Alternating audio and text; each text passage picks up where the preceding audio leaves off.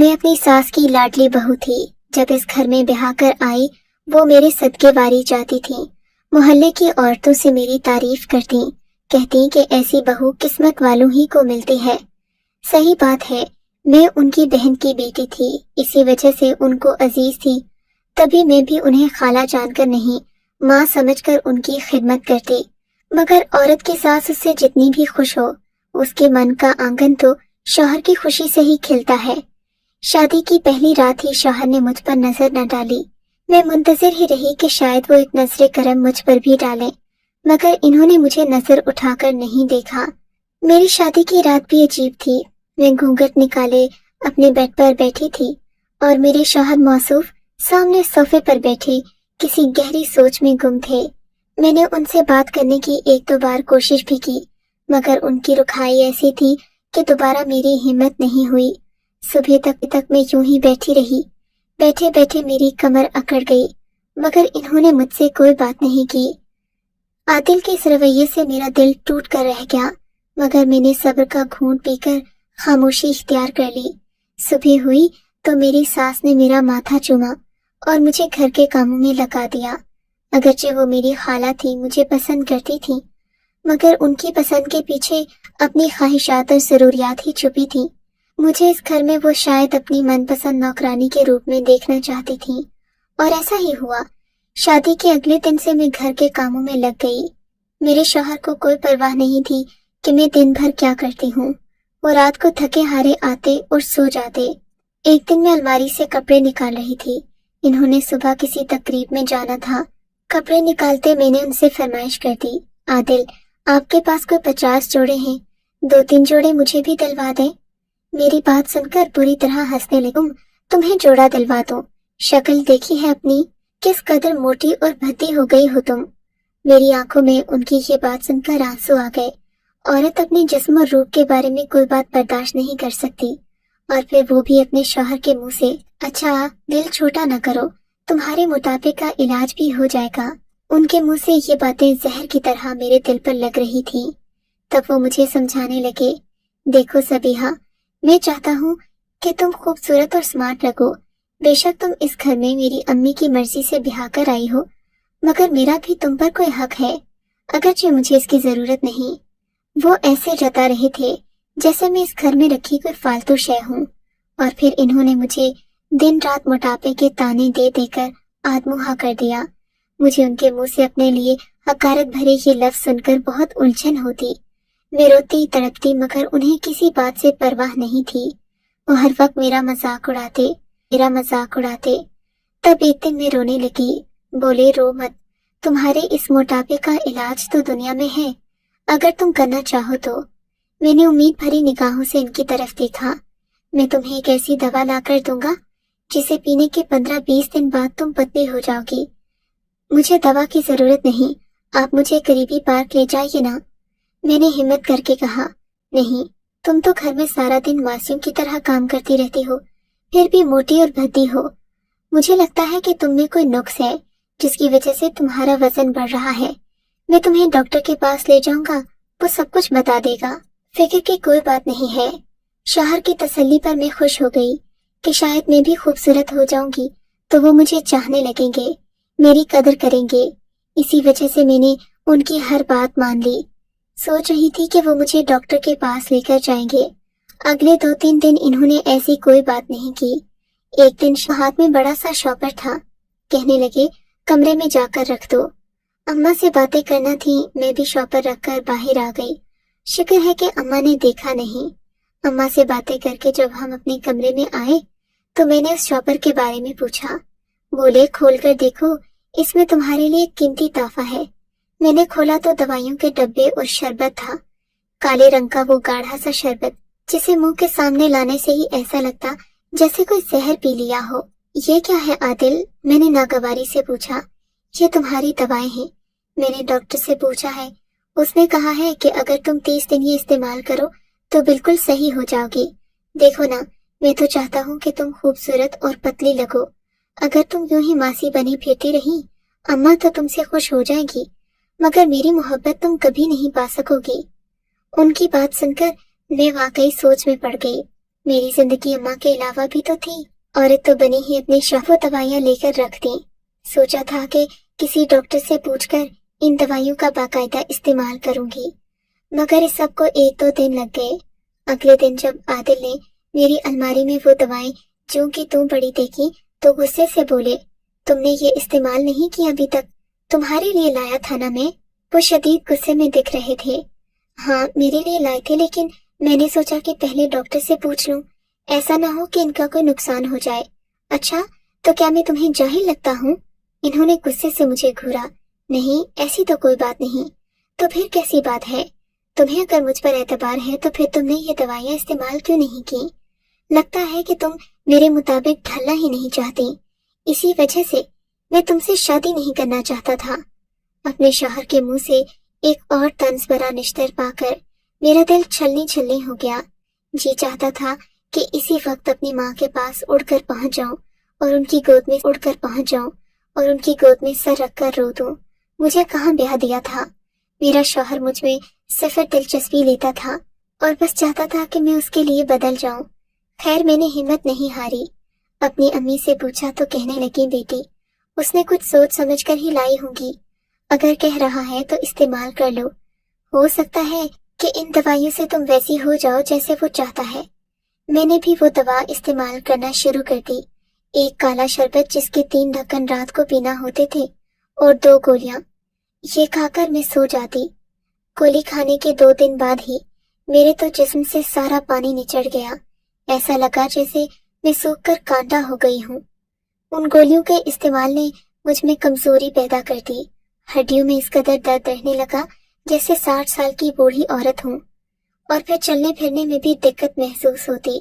बार बार हाथ पांव कांपते और ठंडे पसीने आने लगते। मेरी ये हालत जब मेरे शौहर ने देखी तो कहने लगे, तुम बेशक बाकी 2 गोलियां इस्तेमाल न करो, लेकिन ये शरबत लाजमी पीना, तुम्हारी कमजोरी दूर हो जाएगी। अपने शौहर की इस बात पर भी मैंने यकीन कर लिया। अब वो गोली छोड़कर बाकी वाला शरबत में रोजाना रात को पी लेती, मगर मुझे नींद न आती। सारी सारी रात ठंडे पसीने आते और ऐसा लगता जैसे दिल अभी उछलकर हलक में आ जाएगा। इस बेचैनी के बायस मैं सारी सारी रात जागती रहती, मगर मैंने इस परेशानी का जिक्र आदिल से नहीं किया।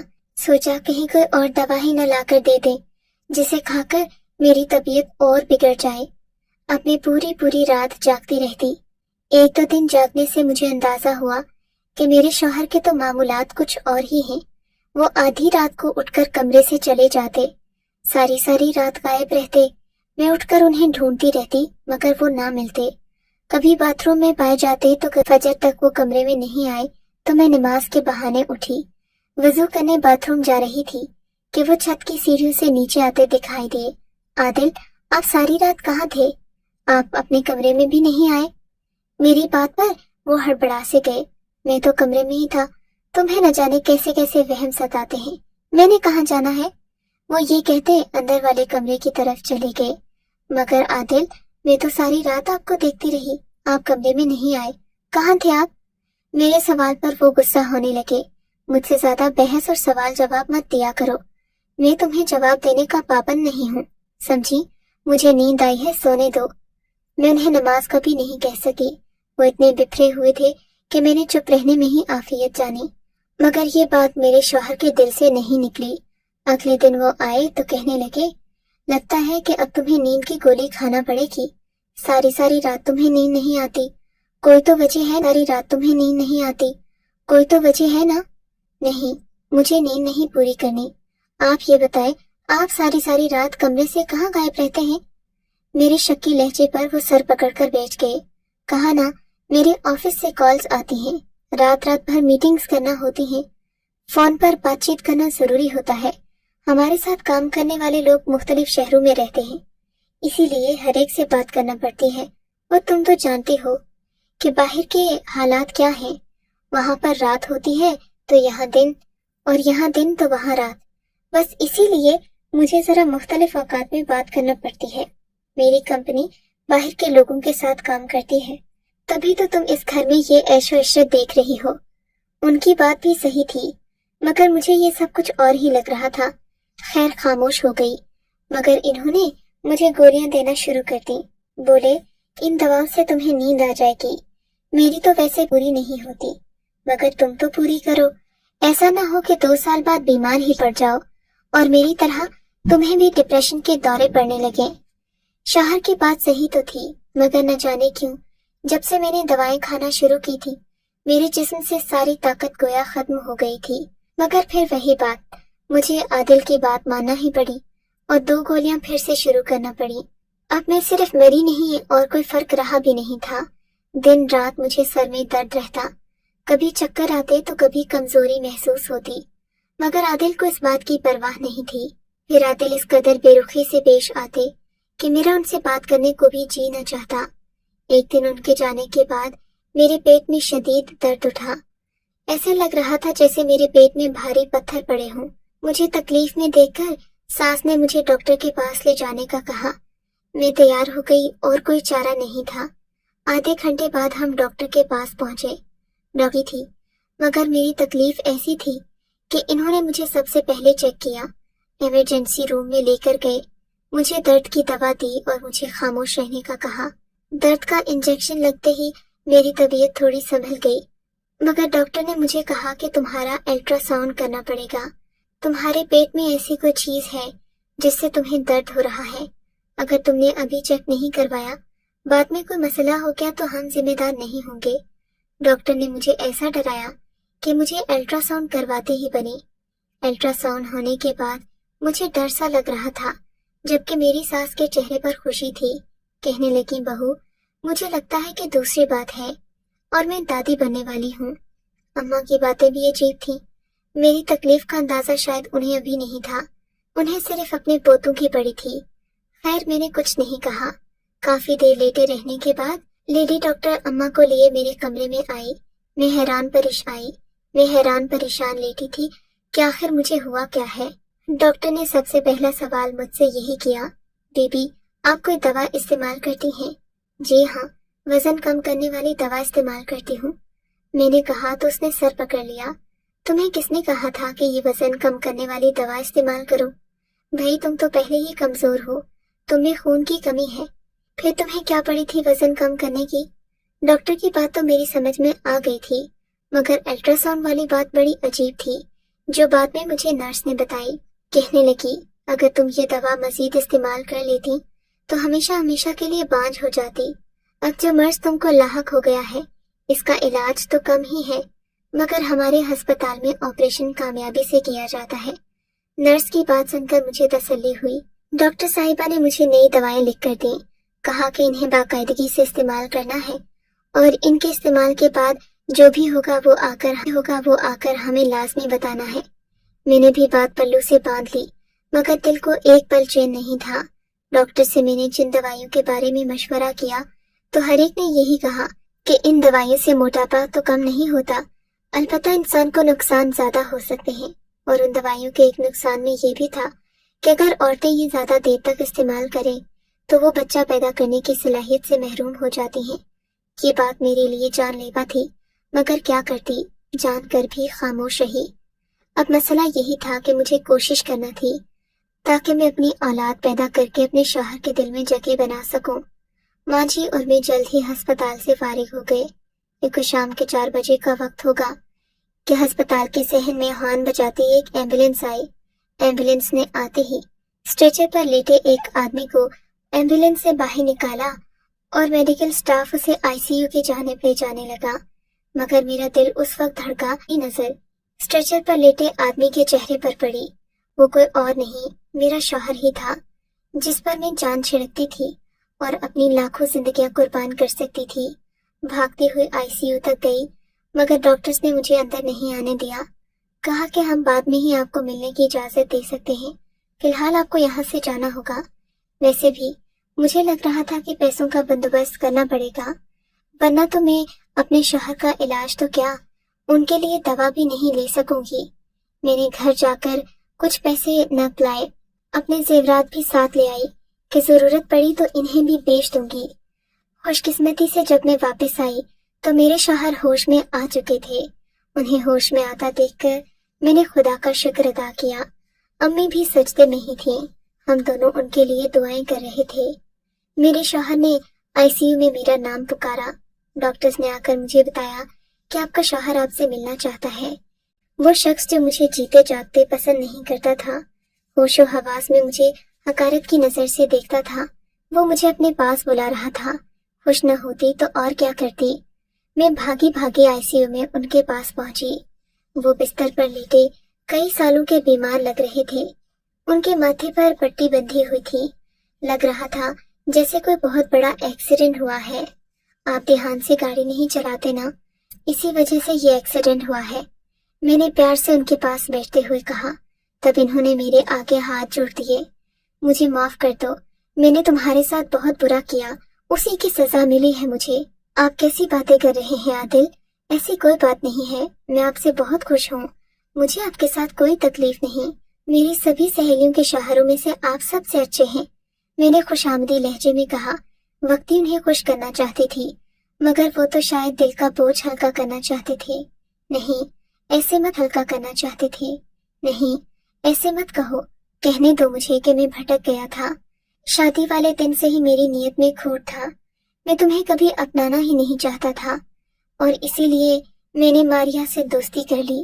ماریا کو میں پہلے ہی جانتا تھا، شادی سے پہلے بھی اسے ہی پسند کرتا تھا۔ اماں نے یہ شادی نہیں ہونے دی تھی، کہا تھا کہ یہ لڑکی گھر بسانے والی نہیں ہے۔ ان کی بات صحیح تھی۔ ماریا جسے میں محبت، خلوص اور وفا کا پیکر سمجھتا تھا، وہ تو محبتوں کی سوداگر نکلی، پیسے لے کر اپنی محبت اپنے جسم کا سودا کرتی تھی۔ میں تو بس اسے ایک شریف گھرانے کی لڑکی سمجھ کر اس کے پیچھے پڑا رہا۔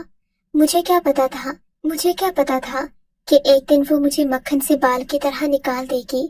آج اس کا خریدار مجھ سے زیادہ قیمت لگانے آیا تو اس نے مجھے اسی کے ہاتھوں پٹوا دیا۔ میں سوچ بھی نہیں سکتا تھا کہ وہ اتنی بے مروت نکلے گی۔ ایک دن میری جیب کیا خالی ہوئی، وہ تو 3-4 سالوں کی رفاقت بھول گئی۔ اسی پریشانی میں میرا ایکسیڈنٹ ہو گیا، مجھے معاف کر دو۔ میں نے تمہیں دوائیں پلا پلا کر بانجھ بنانے کی کوشش کی کہ کہیں تمہارے بچے میرے پاؤں کی بیڑی نہ بن جائیں، مگر اب سمجھ میں آیا ہے کہ زندگی میں ایک مخلص بیوی کتنی بڑی نعمت ہوتی ہے۔ میں نے تمہاری ناقدری کی، مجھے معاف کر دو۔ میں نے عادل کو معاف تو کر دیا، مگر عادل کی لائی ہوئی دوائیں کھانے کی وجہ سے میں کبھی دوبارہ ماں نہیں بن سکی۔ آج میری گود خالی ہے۔ عادل تو مجھ سے محبت کرتے ہیں، مگر ہر لمحہ ان کی محبت پر شک ہی ہوتا ہے۔ ایسا مرد جسے اس کی بیوی اولاد نہ دے سکے، وہ چاہے جتنا ہی اچھا کیوں نہ ہو، ایک نہ ایک دن بدل ضرور جاتا ہے، اور میں بھی اسی خوف کے سائے تلے زندگی